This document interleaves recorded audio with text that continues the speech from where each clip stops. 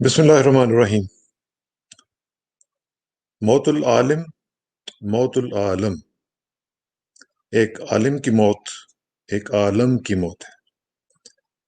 मुफ्ती मोहम्मद नईम साहब का भी सदमा हम देख ही रहे थे, उसमें से गुजर ही रहे थे कि अल्लामा तालिब जोहरी साहब की खबर आ गई। बहुत दिल उदास है आज। अभी उससे पहले तारिक अजीज साहब का इंतकाल हुआ, उसके बाद मुफ्ती नईम साहब का, और फौरन बाद जनाब तालिब जोहरी साहब का। बहुत अफसोस है। मुझे ज़ाती तौर पर चूंकि उनसे फैज़ हासिल करने का मौका मिला, और डायरेक्टली नहीं लेकिन इनडायरेक्टली बहुत ज्यादा। मुफ्ती नईम साहब का भी स्टेचर बहुत बड़ा था।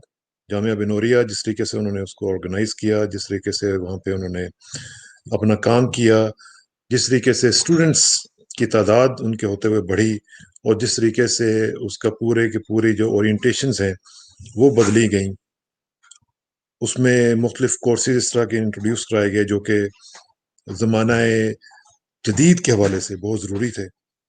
तो वो उनकी जो मेंटल अप्रोच थी उसका इजहार करते थे। मेंटल अप्रोच उनकी ये थी कि जो हमारे स्टूडेंट्स हैं उनको जितना भी हो सके उनको जदीद उलूम की भी तालीम दी जानी चाहिए। उनके जो स्टूडेंट्स हैं उनकी तादाद हज़ारों में है, और उन्होंने जिस तरीके से पूरी दुनिया में जाके इस्लाम का नाम रोशन किया है, जिस तरीके से इस्लाम का पैगाम फैलाया है, वो काबिल तहसीन है।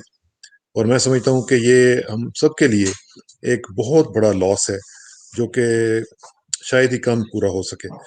मैंने उनके साथ मुख्तलिफ जगहों पे इंटरेक्शन किया।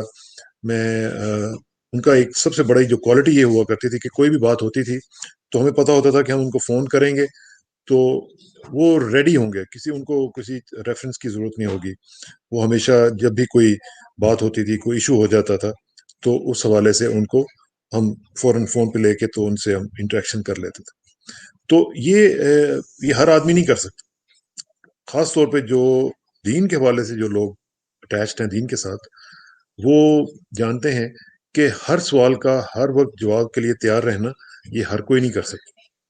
लेकिन मुफ्ती नईम साहब को अल्लाह ताला जन्नत उनकी फिरदौस में जगह अता फरमाए, और जिस तरीके से उन्होंने काम किया है उसको कबूलियत बख्शे, और उनका जो अगला सफ़र है वो आसान हो, और उसमें अल्लाह ताला उनके लिए दर्जात भी बुलंद करे और उनके तमाम मराहिल में आसानी पैदा करे। इसके साथ साथ अल्लामा तालिब जोहरी साहब, अल्लामा तालिब जोहरी साहब बहुत बड़ा नाम, और वाकयातन जिनको कहा जा सकता है कि अल्लामा, क्योंकि आजकल तो हर दूसरे शख्स ने नाम अल्लामा लिखा हुआ है, उनको पता भी नहीं कि अल्लामा का मतलब क्या होता है। लेकिन वो वाकयातन अल्लामा थे भी और लगते भी थे। मुझे इस तरह याद है कि जब हम अवाइल उमरी में हम देखा करते थे उनके शोज, उनके जो मुख्तलिफ दुरूस होते थे, उनकी जो मुख्तलिफ जो आरा होती थी कुरान के हवाले से, वो बहुत कमाल होती थी। इतना खूबसूरत अंदाज, इतना आसान, और उसकी जो तफहीम होती थी वो इतनी आसान होती थी कि बहुत कम लोगों को ये नसीब है। मैं समझता हूँ कि अल्लामा तालिब जोहरी साहब ने जिस तरीके से अल्लाह ताला का पैगाम पहुंचाया है, और जिस तरीके से उनका पैगाम लोगों ने एक्सेप्ट किया है, ये इंतहाई मुतासिर कुन और बहुत ही आला किस्म की मिसाल है। इसके अलावा हम देखते हैं कि उन्होंने जिस तरीके से एक शिया आलम दीन होने के नाते से कभी उन्होंने सेक्टेरियनिज्म की बात नहीं की, कभी उन्होंने कोई ऐसी बात नहीं की जिससे किसी की दिल आज़ारी हो। ये बहुत बड़ी बात है। और टीवी पे हम देखते थे कि उनके जो दुरूस होते थे, जो उनकी महफिल हुआ करती थी, उनको न सिर्फ शिया हजरात सुनते थे, बल्कि हम लोग जो सुन्नी लोग हैं, जो अहले सुन्नत वल जमात के साथ ताल्लुक रखते हैं, या दूसरे जो फिरकों के साथ ताल्लुक रखते हैं, वो सब सुना करते थे उनको। ये उनका कमाल था। और जिस तरीके से वो एक चीज को बयान करते थे, उसका आर्गुमेंट बिल्ड करते थे, मैं समझता हूँ कि ये हमारे लिए कम्युनिकेशन में जो लोग हैं उनके लिए भी एक मिसाल हुआ करती थी। और जो एक कमांड ओवर कुरान जो उनको थी, वो मेरा ख्याल है कि मैंने अपनी लाइफ में बहुत कम लोगों को देखी है कि जिनको कमांड इतनी हासिल हो अपना कुरान पाक के ऊपर। फिर नबी करीम सल्लल्लाहु अलैहि वसल्लम की जो ज़ात है ان کی جو سیرت ہے اس حوالے سے ان کی مثالیں، اس کے علاوہ فقہ کے جو مسائل ہیں ان کو ایک پورا آرگومنٹ بلڈ کرنا اور پھر اس کو شروع کرنا اور پھر اس کو لے کے جانا اس کے منطقی انجام تک، یہ انہی کا خاصہ تھا۔ میں سمجھتا ہوں کہ یہ بہت بڑا نقصان ہے پاکستان کے لیے اور پاکستان کے لوگوں کے لیے کہ علامہ طالب جوہری صاحب جیسا جو شخص ہے وہ آج ہم میں نہیں رہا۔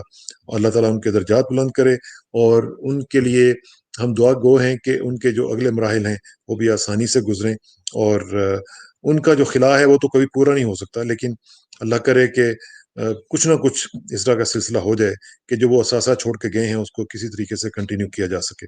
تھوڑا سا آخر میں طارق عزیز صاحب کا بھی ذکر کرنا چاہوں گا۔ طارق عزیز صاحب اگرچہ ظاہر ہے کہ عالم دین تو نہیں تھے، لیکن وہ بھی اپنے فیلڈ کا ایک بہت بڑا نام تھے۔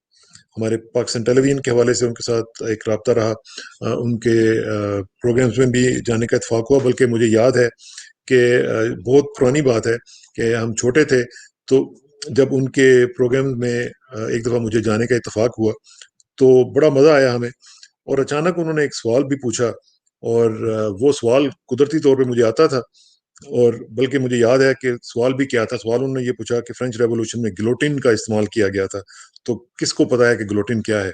تو میں نے ہاتھ کھڑا کیا، مجھے یاد ہے وہ بھاگتے ہوئے میرے پاس آئے اور انہوں نے مجھے 500 روپے کا انعام دیا۔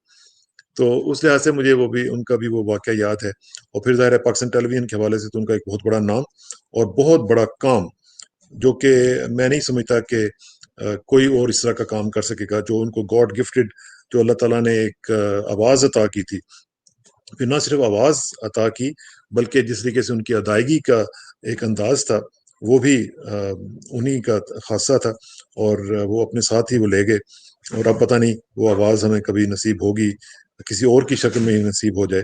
لیکن طارق عزیز صاحب بھی چلے گئے، بہت بڑا نقصان ہے، بہت بڑا خلا ہے جو اللہ تعالیٰ شاید پورا کر دے، لیکن یہ ہے کہ ہماری دعا ہے کہ تینوں شخصیات کے اللہ تعالیٰ درجات بلند کرے۔ ہماری دعا ہے کہ پاکستان ان کے بغیر جو خلا آیا ہے اس کو بھرپور طریقے سے کسی نہ کسی طریقے سے اس کی کمی پوری کر سکے اور ہم آگے بڑھ سکیں۔ اللہ تعالیٰ سب کے درجات بلند کرے۔ اسراء کسان کو اجازت دیجیے، انشاءاللہ۔ السلام علیکم۔